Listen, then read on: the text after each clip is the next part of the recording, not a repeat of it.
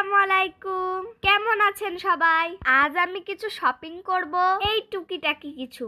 তাই চলে আসলাম ছোট্ট একটা দোকানে। প্রচন্ড গরম লাগে, তাই গরমের জন্য কিছু পোশাক কিনবো। কয়েকটা গেঞ্জির কাপড়, টু পিস এগুলো নিলাম। এবার চলে আসলাম ফুচকার দোকানে। আমি একটু ফুচকা বেশি পছন্দ করি, তাই খাবো ফুচকা।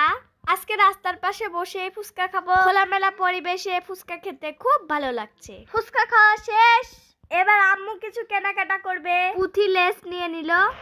এবারে চলে যাব আমরা বাসায়। শপিং করতে ঘুরতে আমার বেশ ভালো লাগে। গাইজ, আপনাদের কেমন লাগে? চলে এসেছি আমরা বাসায়। এবার আমি সব খাটের উপর বের করে দেখি কি কি নিয়েছি। প্রথমে বেরোলো আম্মুর লেস।